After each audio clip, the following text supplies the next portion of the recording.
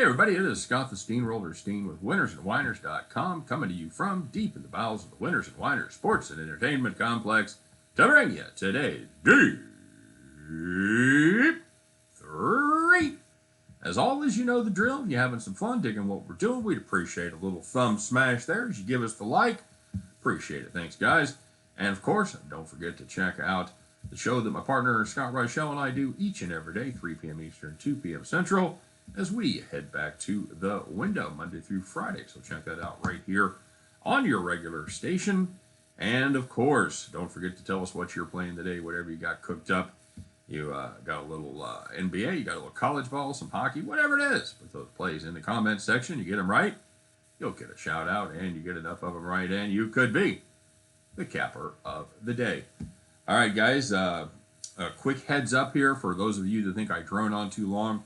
I'm going to recap all the prop bets that I sent out to my premium players, as well as my plays for the Super Bowl. So if you don't want to hear that, you want to get right to the pick, this is the point to just skip. Go ahead. All right, still with me? I'll talk about how we did yesterday. Of course, on the free pick, we did have the first quarter under 9.5. I wouldn't say it's an all-time ass-raping, but it there certainly had to be a lot of things go wrong for us to lose that bet. We just, even after the big play, the big completion there to Chase, we just needed him to run the ball one fucking time. Or if he'd have caught that swing pass, that was brutal because he would have stayed in bounds, caught the swing pass, clock would have run down, first quarter would have been over. Not the way it worked out for us. 3 incomplete passes kept the clock stopped, and they put the 10th points on the board. So, yikes. On the premium side, I gave out, what did I give out? I think I gave out 10 or 11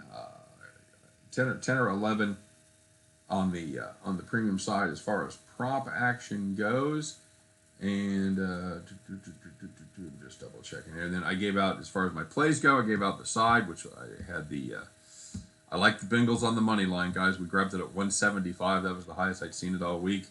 We snatched it up at 175. I said if they didn't feel like doing it, they have a little gamble in them, then playing the 4.5 was fine.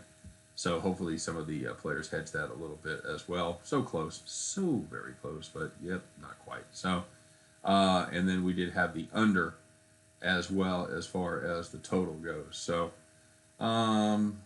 take a look and see what we gave out for our props. All right, guys, here we go. Make sure I got the All right, there we go. All right, let's talk about this. This was my favorite prop. What was it? 3, 8, 10, 11. Okay. So we had Odell Beckham over 60.5 yards. Oh, brutal beat there. He had 55 in about the first 5 minutes of the game, it seemed like, and then got hurt and was gone the rest of the game. We had Trey Hendrickson to record a sack. Yes, that took 4 plays. And we also had Bengals to punt on their first drive. Yes. They just weren't quite long enough and down the distance. They weren't quite far enough on their own side of the field. He ended up going for it and not getting it. Could have easily been a punt. 10 years ago, 5 years ago, that's a punt. But then we had a nice little run. We had Higgins plus Boyd receiving yards more than Kupp. Yep. Bengals first scoring play to be a field goal. Yes, at plus 110. The other one was plus 105, by the way. Had 3 passing TDs and 2 or more interceptions. At plus 140, yep. Bengals over 3.5 players with a rushing attempt, yep. And we had the winning margin under 8.5 points, yep. We also had Mixon under 62.5 rushing yards. That looked good for a while. They just he busted a couple there late. And the Bengals to make the longest field goal, no, not quite, as he just it was 42-38 was the final there. And in my brutal beat. And I knew I was beat when I heard the chorus come in. We had the national anthem under 140. We caught a good number on that. It went down to 135 by game time. And once I saw the choir, I'm like, oh, we're fucked, because we were really in good shape. We were ahead of schedule, and then the choir came in and she started bending those notes and double clutched at the end. Like, oh, fuck me. So at the end of the day, when the smoke cleared, all the premium plays, we made a half unit. So there you go. Happy Super Bowl, everybody. That puts a bow on the NFL season. All right. So as far as that goes, let's take a look and see what we got cooked up for tonight. We do have 3 system plays. You know what? We're going to ride it. It's certainly hotter than I had been lately, so we'll see what happens. We're going to play Eastern Illinois, Austin P under 121. It's what the algorithm shows. Austin P, good defensive team. Eastern Illinois been breaking out a little bit lately. Be careful with this one, guys. Even though the numbers point that way, we'll see what happens. We have Norfolk State. Oh, we're going to play all unders today, by the way. Norfolk State, Delaware State under 133.5, and Tulsa, UCF under 139.5. At the end of those 3, you guys can join me as we pick up our winning tickets and head back to the window. All right, guys. You know how I did. Let's see how the Super Bowl went for y'all, shall we? Stephen the Godfather at Godon going 2-2 plus 20. Legion of Picks. Good to see Legion of Picks back. He got 1-0 plus 500. He had the Rams minus 2.5 at minus 160. But that paid off on the alternative line. Groovy Caps going 1-1. He got juiced.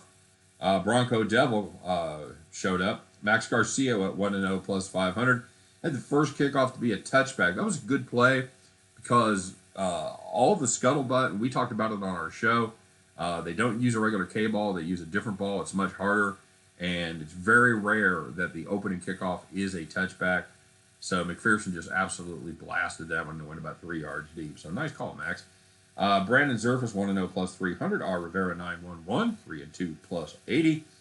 Jan Dudley going 1-0 plus 500, finding that value in the Mountain West. CSU Boise State over.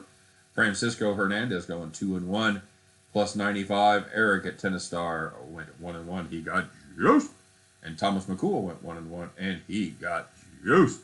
But your capper of the day, you know him, you love him. He was able to sneak this in before OBJ got hurt. I'm impressed. It's Bronco Devil, everybody, going 1-0 plus 1,100. He had OBJ anytime touchdown and the Rams to win at plus 220.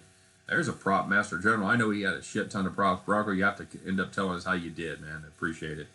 Awful beat of the day, probably Jay Seaton. I think it was Seaton that had a $50 hit on T. Higgins to be MVP at 40-1. I am convinced if Cincinnati would have won that game, I think Higgins was in line to be your MVP. So that's a brutal beat right there, brother. Sorry, Jay.